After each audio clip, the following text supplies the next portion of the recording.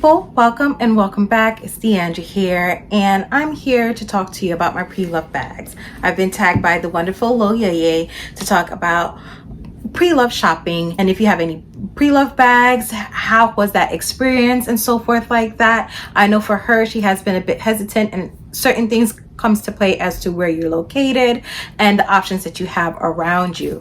Now for me, I have 6 purchases and I have them all out for me, so I'm going to go through them really quickly. This is the Sandro Yuza clutch bag that I got. It does have a crossbody strap that you put through these D-rings. It has a strap in the back. It does have an interesting turn lock mechanism, and it has a flap here where you can put items, and a open pocket here where I have the crossbody strap and the dust bag, along with another slip pocket, which is good for like cards and money and so forth. And then this one you guys have seen. If you have not seen my luxury collection, this is my Epi leather pochette in the color yellow from Louis Vuitton, with of course the purple interior, and that is the strap inside. Next is my Papillon 30 from Louis Vuitton in the Damier Ebene print, which I got from from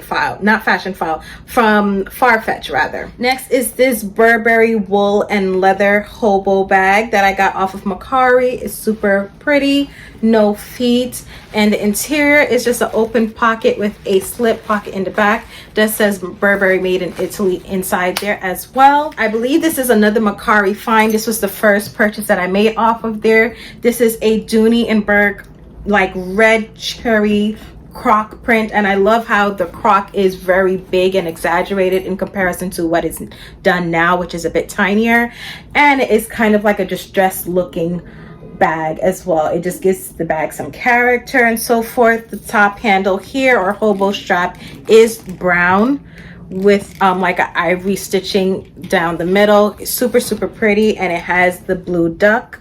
I have not worn it yet. My grandmother has though, but it definitely has potential to be worn sometime this year. And lastly is this purchase, which you guys would have seen in my luxury video as well, along with this Burberry one. All the videos that I've done for all these bags will be linked down below. But yes, this is the small size of the Givenchy Antigona. So as you can see, I've bought from different places, different bag price points and so forth, and varyings of textures. Not all of them are leather, some of them wool, some of them canvas, and I have to say I have been very lucky in what I have bought, because all of them have been authentic and have been real and have not given me any issues whatsoever. The only one that I would say was the most disappointing out of all of them is my Louis Vuitton Papillon 30, which is hiding in the back there. I would say out of all 6 of these, the one that is the most used is this Burberry hobo, hands down. And honestly, it was the second cheapest. The cheapest out of the bunch was this one. I got this for $50 off of Macari, and it's in very good condition. I saw it first off of Goodwill, but the interior was messed up, and I went hunting and I found it in even better condition, and pretty much I would say the previous owner barely used this. This I also got from Macari for $140, and it is well worth the money. I did not pay for these to get authenticated separately, but from what I've seen from other bags, I do have a Burberry bag as well. This is an older model. I can tell that this was authentic. The only item that I did get authenticated was this one, because it was coming from Vestiaire Collective and they did offer it. And there were so many retailers offering this kind of bag, not the same color, but this bag from Sandro. And some of them, the pictures of them, they just looked too good to be true. I wanted to make sure, so I did pay for that to get authenticated, and it was deemed real. Now, the rest of the items, which are more luxury, higher end, the 2 Louis Vuitton items over there and the Givenchy, I got them from reputable sites. So although people have had issues with some of them, Givenchy I got from Fashion File. I think they're the most reputable out of the big companies, luxury consignment companies. The Epi pochette accessory I got from the Real, and honestly, I was trusting the Real. I'm not going to lie. I know people have had experiences with the real where it wasn't correct, or what they labeled the condition to be online was not indicative of what they got in person. As I mentioned before, what they mentioned that to be, it was way past it in person. They should have actually labeled it higher. I think they presented it as good or fair condition. It was in pretty almost pristine condition to me in comparison to others that I've seen for that Epi Pochette accessory online. It was wonderful. So I think I got that for a steal. And I have sold with the Real before. If you guys want my experience with them, I will describe it for you if you want a little video on that. But I do have a problem with how they do sell things online. And the last one that I have not mentioned is the Papillion 30. I have a dedicated video for that, and I got that off of Farfetch, and I was not happy in terms of the condition that I got it in versus what it was described with online. So with that, a brief nutshell, those are the different places that I got it from, and that was my experiences and how I feel about them. Now, because of my experiences with doing Preloved being so great so far, I have no problems in buying more. I actually have my eye on a lot of vintage Celine monogram pieces, because personally I don't like the Celine Triomphe, the new revamped version. I don't like it. I don't like the color scheme and how the size of everything. I just don't like it. I prefer the old monogram, and I feel like for me as well, I like the color scheme of the Louis Vuitton monogram, not the Damier Ebene, the one with the LV logo all over it. I like the color scheme of it because it's a really great neutral, but I don't like the LV monogram for a bag. I don't mind it for SOGs, but for a bag, it's a bit too much, it's a bit too out there. I feel like the Celine vintage monogram is the best of both worlds. You're not getting any logos whatsoever. The vintage version of their monogram looks like a Damier Ebene, but in the color scheme of the Louis Vuitton. So you're getting the best of both worlds for me, because I like the Damier Ebene print out of all the prints from Louis Vuitton. So that's why I'm looking towards that. And I have a few pieces that I've seen on various places. But however, I do take a very long time before making a purchase. I do look and rely on other people's videos on what they've seen, and what the real thing looks like.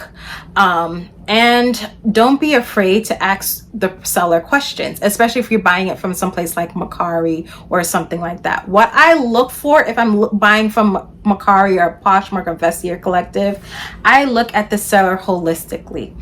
I look to see if they have only sold like 2 or 3 items, or 0. 0 is a red flag.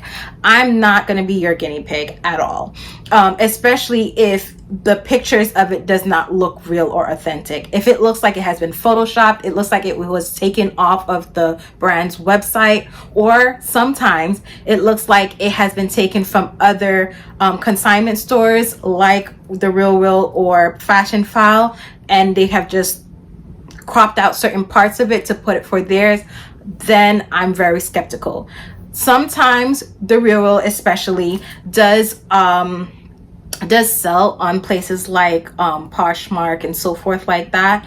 However, they would advertise it that it is being sold there. And a lot of these other places that have independent companies that are consignment stores, and that they have a physical location, they do advertise and have a statement saying that, you know, these items are from or being held at that company, and they'll give you a spiel about what they are, so you know who you're getting it from and how trustworthy it is. So for me, with me doing all of those checks and balances, looking and investigating on the seller, using YouTube to my advantage to see what is the real thing, because the websites from the stores itself is not enough. You need to see inside the bag. You need to see where the serial number is located. You need to see and hear how the person describes how it feels and so forth like that. And you can have a good educated guess as to what you're supposed to be receiving and how that's supposed to feel in your hands. So that is my take on pre-luxury items. I will never ever tell anyone not to do it. I think it's really good. It's not only because of, you know, sustainability and so forth like that. I feel like fashion is cyclical. You have seasons and times and trends for everything, and a lot of times things come right back around. They may have a little edge to it, a little twist to it, but it's still essentially the same thing. And honestly, sometimes I bring certain things home, or my grandmother sees me in certain things, she's like, oh, these things are coming back in style again. I remember when I was, you know, this age and, you know, buying this and so forth. And it's just like, it is true. And even with my short time on earth so far, I have seen it. You know, things are cyclical. It's just revamped and so forth. So a lot of times you're paying a high price tag because it's new, and this is the new version of it, when you can get something quite similar for something that was done years ago. And sometimes it's an exact repeat, especially like the Fendi baguettes. Unless you are really truly loving that new piece, you know what I mean, you like the updates that they made on it, I feel like it's well worth your time and effort to get a pre-loved purchase for it, because it really doesn't make any sense. Thankfully, I like the Celeria leather, and they have not come out with the Celeria leather since then. So of course I'm going to look pre-loved for it, and I'm looking for the right colorway for myself, and I have not seen that yet that I'm willing to pluck the money down on. But yes, that is my pre-loved experience in a nutshell. Now, one thing I will mention, I would say about a good amount of these items, they were shipped internationally. I know for sure the Macari purchases were from the US. Vestiaire Collective is more so known on the European side, on the eastern side of the globe. So that just makes sense in terms of who would want to sell their items on there. Now, Farfetch is literally, in the word of the name of the company, is literally getting things from afar to you, and that's literally what it was on that case. And that was international for sure. The Real is more of a US based company, so I believe that was here. So for the most part, my pre-loved experience has been quite varied amongst these 6 bags. That's pretty much what I'm trying to show in a nutshell. And I know people have had some horrors, but then I've also heard some people that has had really great success stories. So I really want to try eBay. I've been looking on eBay for a while. And for the most part, what I've been interested in, and the ones that seem the most authentic, just happen to be the Japanese sellers that I see on there. I have not bought anything yet because I'm still trying to do my research, and I feel like eBay is more tricky. But I did recently, a few weeks ago, make a post asking where's the best place to sell, and eBay was one of them. And someone did mention that they have a authentication process now, which opened my eyes up more. I was like, you know, I think I'm more inclined to buy off of eBay. So that's why I'm looking, but I'm still doing my homework. So that's all I would have to say to you in that sense. I mean, I don't know if I'm lucky because I live in New York and I also live in the US, so I was like a central hub, so it's kind of easy for me to get access to certain things. However, do not shy away from buying pre-loved items. Loyeye, I know you haven't had the greatest experience with certain things, but I would implore you to give it another chance. I hope you guys are wonderful wherever you are, and I hope you enjoyed this video. If you have any questions about pre-loved bags, where to get them, what's my process, if you want me to do a dedicated video towards that, I would be more than happy to do so. But this is my experience thus far. Bye. I hope to see you guys soon.